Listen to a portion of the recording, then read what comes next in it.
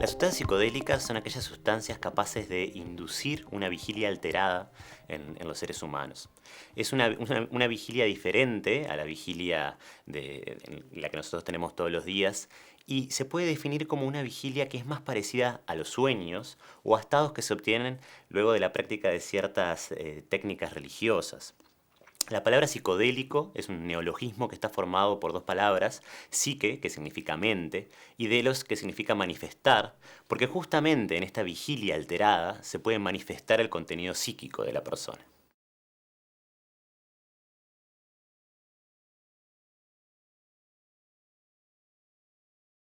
Entonces, ¿cómo es el contenido psicológico o la experiencia subjetiva que se tiene al ingerir alguna de estas sustancias? ¿Cómo son las características de esta vigilia alterada? Eso depende en estas sustancias fundamentalmente de lo que en inglés se denomina el set y el setting. Con la palabra set hacemos referencia al contenido mental del individuo, a las características de su personalidad, a las expectativas que tiene de la experiencia, a su estado físico. Y con la palabra setting hacemos referencia al entorno en el cual esa sustancia se va a consumir. Si es un entorno que sea de confianza para la persona, por ejemplo, si es un entorno que tenga cierto grado de cuidado.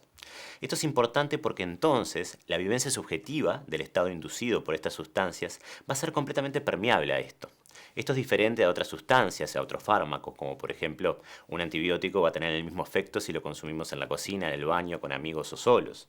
Pero en estas sustancias estamos hablando de que este efecto subjetivo va a ser completamente permeable a estos conceptos de set y de setting.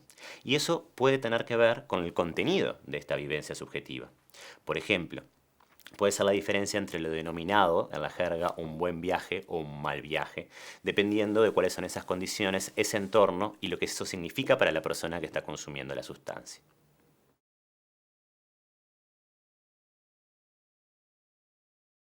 Las sustancias psicodélicas han sido utilizadas durante miles de años por diferentes culturas con diferentes propósitos espirituales, religiosos, medicinales.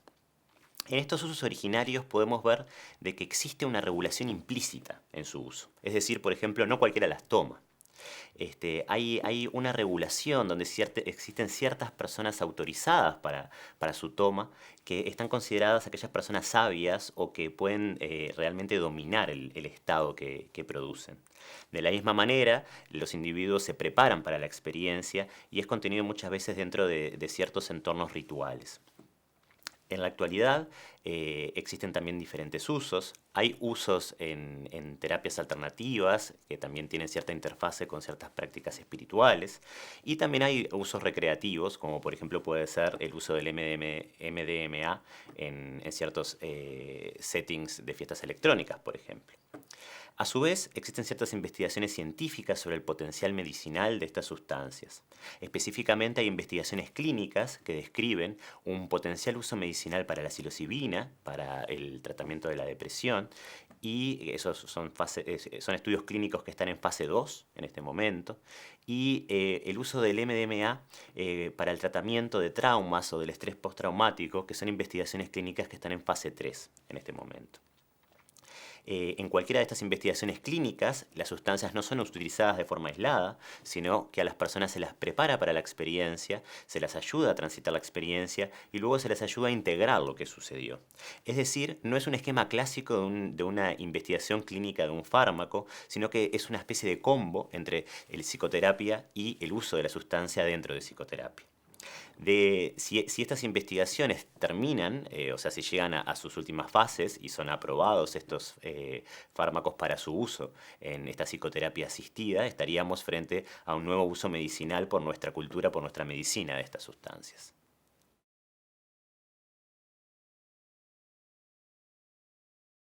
En general, los riesgos de las sustancias psicodélicas están fundamentalmente en la esfera psicológica. Por eso es importante insistir tanto en este concepto del set y del setting, pues las experiencias que se pueden presentar pueden ser muy intensas y muy desafiantes desde el punto de vista psicológico. Y en el caso de no contar con una adecuada contención en el entorno, pueden ocurrir traumas como consecuencia de la experiencia. Por esto es tan importante insistir en los conceptos de set y de setting. A su vez, las sustancias psicodélicas, perdón, no son indicadas para personas que presenten o sean proclives a cuadros psicóticos. Esto es importante ya que estas sustancias favorecen la desintegración de la estructura de la personalidad por lo que pueden ser nocivas en estos casos. Por lo tanto, personas que sean proclives a estos trastornos o tengan antecedentes familiares de los mismos, es aconsejable su no administración. A su vez, son sustancias que tampoco son aconsejadas la administración en niños o adolescentes, ya que durante el desarrollo son momentos donde se está cristalizando la estructura psicológica y pueden llegar a ser también dañinas. Esto también se ha comprobado en los últimos tiempos, donde existe cierta evidencia que las sustancias psicodélicas pueden alterar la conectividad y la plasticidad del tejido nervioso, y esto ocurre naturalmente en los procesos de crecimiento de la niñez y de la adolescencia. En la mayoría de los casos, las sustancias psicodélicas no producen dependencia física y esto se explica por sus mecanismos neuroquímicos de acción, donde actúan fundamentalmente en las vías serotoninérgicas y no en las dopaminérgicas. Otro aspecto importante a destacar es que las sustancias psicodélicas, los días posteriores a la ingesta, son días caracterizados por una gran sensibilidad para el usuario. Inclusive pueden ocurrir lo que se denominan los flashbacks o regresiones espontáneas a algunos aspectos de la experiencia, lo cual debe solucionarse con el pasaje de los días. En el caso de que se mantengan distorsiones visuales o distorsiones auditivas, puede existir lo que se denomina el desorden persistente por uso de alucinógenos y es necesario buscar asistencia médica. Otro aspecto importante a considerar es que las sustancias psicodélicas no están reguladas y eso implica que los usuarios acceden a ellas a través del mercado ilícito. Eso tiene como consecuencia negativa de que no se puede saber con ciencia cierta la dosis de la sustancia que existen en las diferentes presentaciones, así como la presencia de adulterantes. Esto puede generar un riesgo claro para la salud, ya que diferentes adulterantes pueden modificar el impacto biológico de estas sustancias. A su vez, por ejemplo, en diferentes drogas naturales que contienen psicodélicos, como pueden ser los hongos mágicos, también existe un riesgo con respecto a la identificación del hongo correcto. También no se puede conocer con certeza la dosis que poseen de psicoactivos, pero también se puede confundir la identificación por aquellos que pueden ser tóxicos o presentar un perfil tóxico. Vamos a seguir viendo algunos riesgos asociados a estas sustancias cuando veamos los ejemplos característicos, pero es importante destacar lo que mencionaba al principio de que existe un riesgo asociado en la esfera psicológica.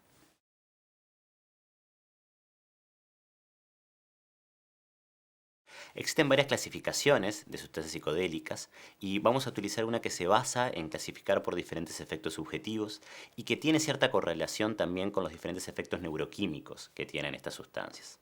Podemos definir principalmente tres grupos.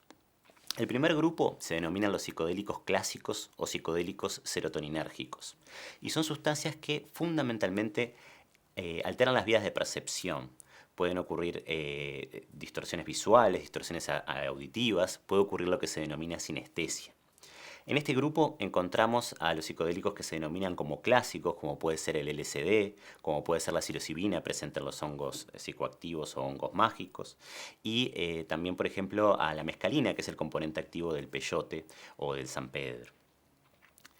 Como segundo grupo encontramos las que se denominan sustancias psicodélicas empatógenas o entactógenas.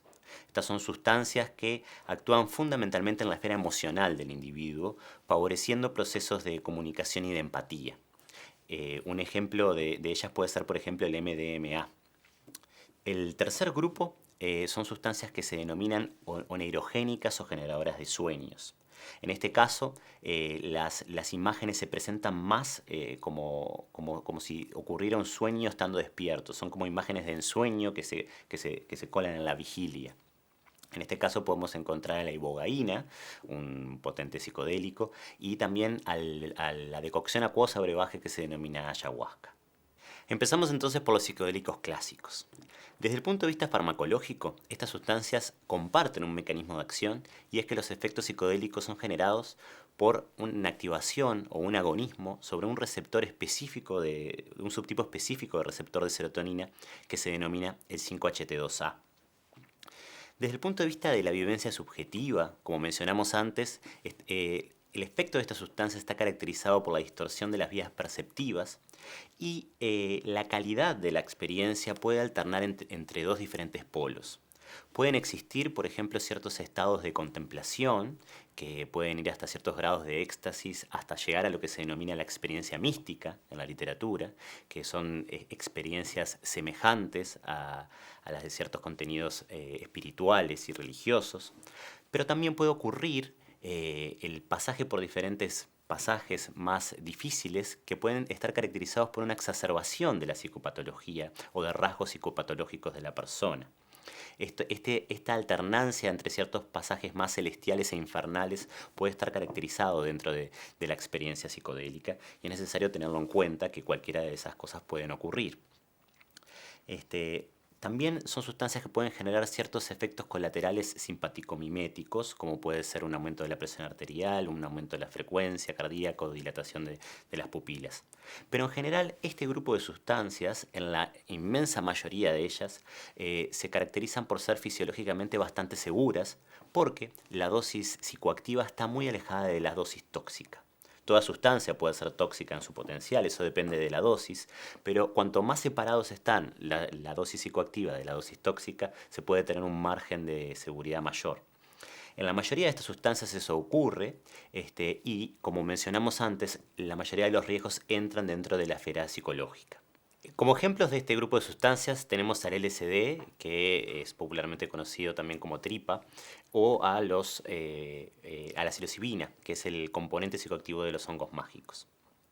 Con respecto al LSD, es importante destacar de que ocurren muchos episodios de adulteración, donde los famosos cartones de LSD son adulterados con otro compuesto diferente, que no es LSD, que pueden ocurrir en muchos casos adulterarlo con ciertos tipos de feniletilaminas que se denominan N-bomes. Estos N-bomes tienen un perfil tóxico muchísimo más alto que el LSD y son sustancias mucho menos seguras. O sea que este comentario que hacíamos antes sobre esta especie de seguridad fisiológica para alguna de estas sustancias son cuando estamos hablando de la sustancia pura en las dosis adecuadas. Pero justamente al no estar regulado pueden ocurrir para el caso del LSD la adulteración con estos N-bomes que tienen un perfil toxicológico muy delicado y mucho más alto.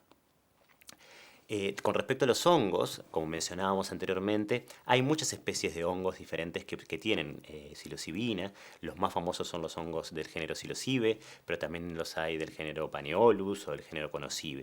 Entonces, identificar a los hongos adecuados también no es una tarea sencilla y es muy difícil de saber si no presentan los mismos algún otro componente que pueda llegar a ser tóxico. A su vez, también es muy difícil saber la dosis que poseen los hongos de estos diferentes principios psicoactivos. Con respecto a ciertos aspectos de cuidado, como mencioné antes, el aspecto del setting y de la contención es muy importante. En el caso de que se presente una experiencia muy desafiante desde el punto de vista psicológico, es necesario que la persona tenga un acompañamiento adecuado. Este es un acompañamiento que no se trata de alguien que dirija la experiencia, intente dar directrices de qué hacer y qué no hacer, sino que sostenga lo que va sucediendo, que permita acompañar a la persona a lo que va sucediendo. Generalmente la persona es retirada a un espacio tranquilo, donde se le pueda hablar, donde se le pueda hablar con una voz calma y se intente tranquilizar, recordándole en todo momento que el efecto de la sustancia en un determinado momento va a desaparecer.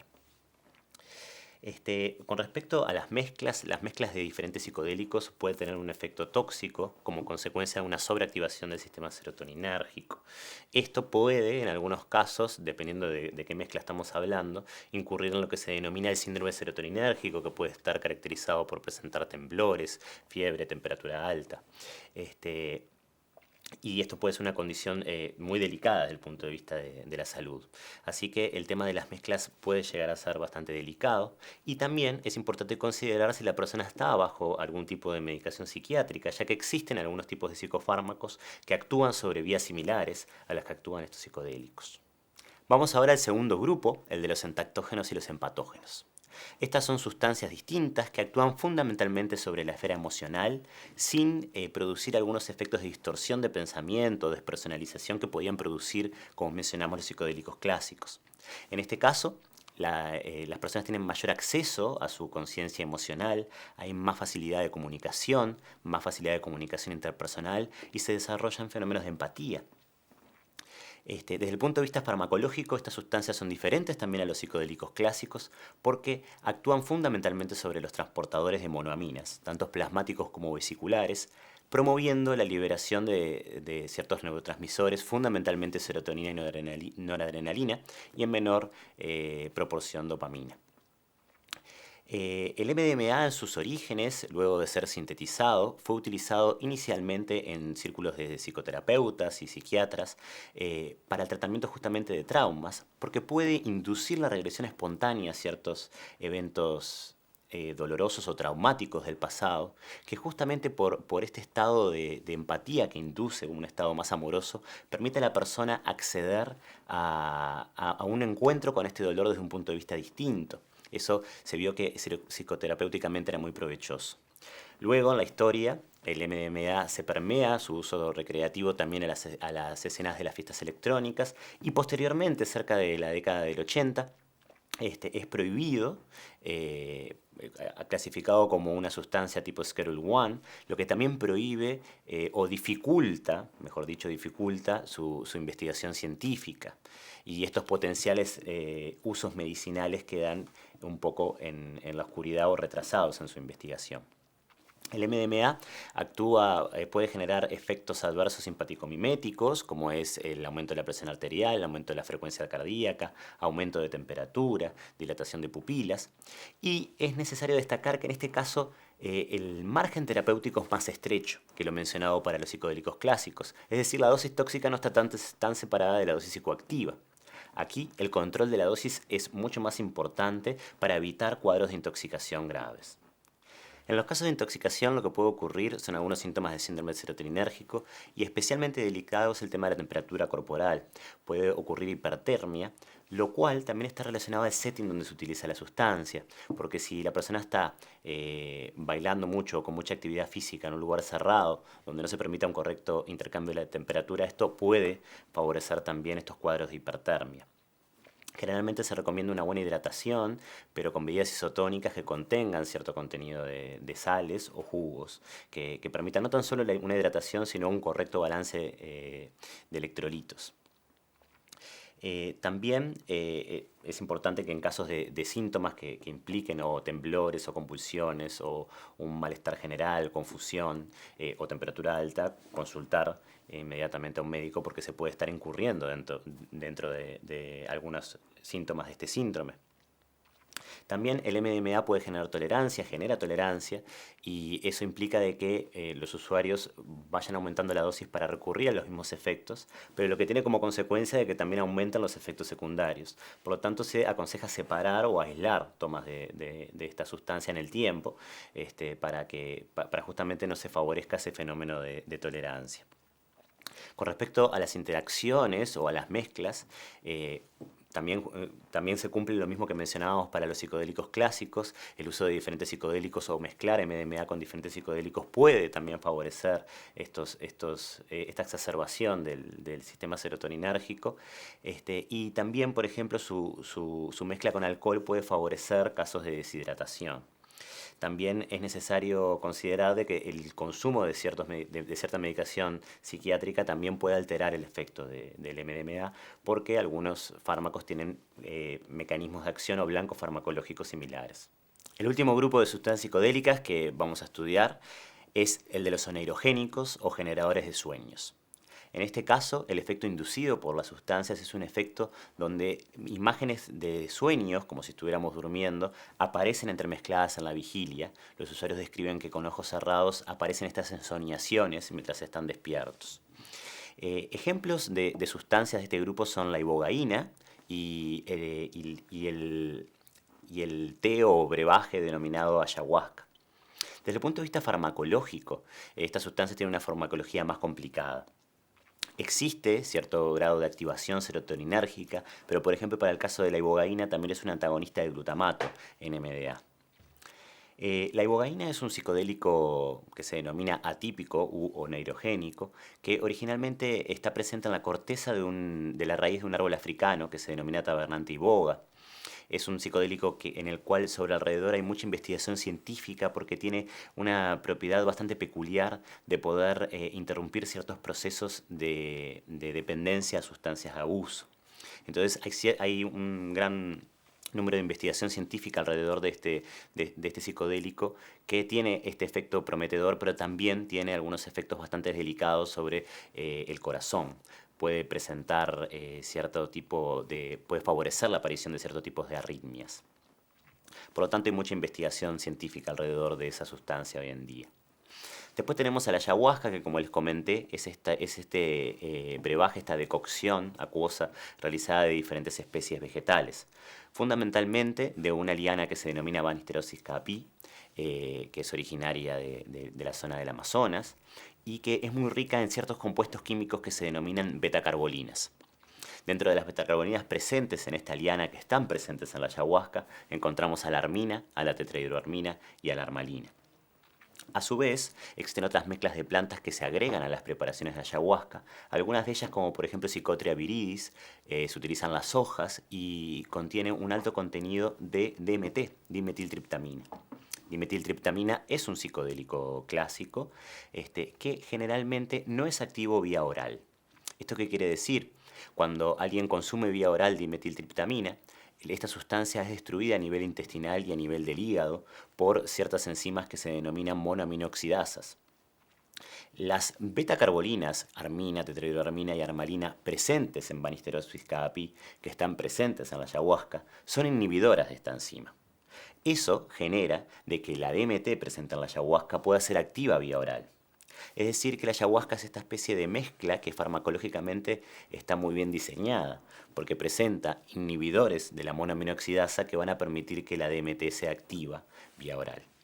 Las betacarboninas también per se tienen cierto efecto psicoactivo, porque al ser inhibidoras de la monoaminoxidasa también van a aumentar los niveles de ciertas monoaminas a nivel del tejido nervioso.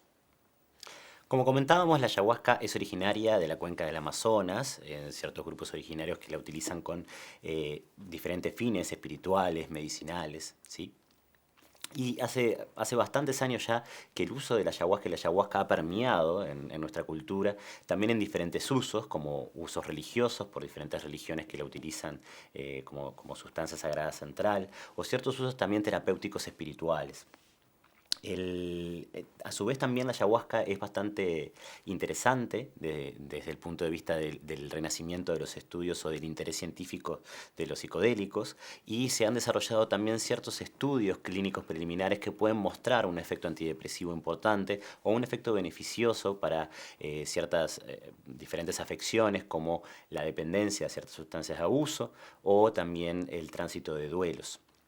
En la experiencia de la ayahuasca el cuerpo tiene un rol importante, pudiendo ocurrir muchas veces vómito y diarrea, que son interpretados dentro de los diferentes usos como una purificación o como una purga.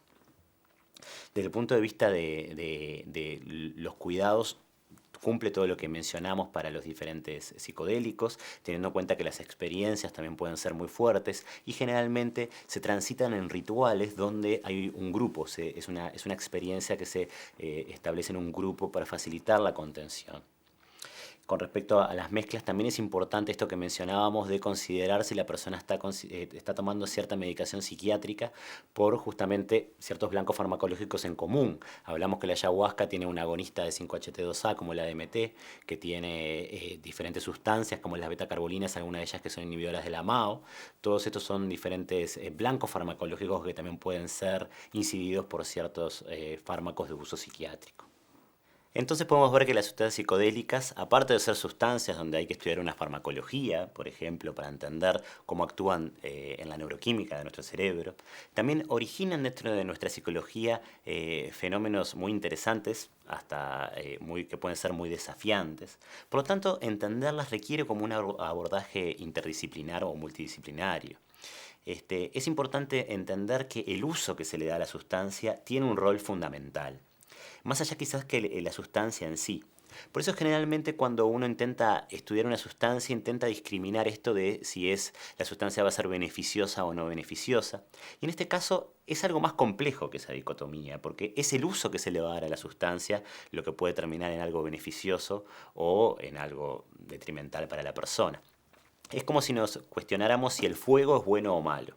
El fuego puede ser utilizado para calentarse en el invierno o para hacer un asado y puede tener un uso muy bueno, pero también se puede incendiar una casa con el fuego.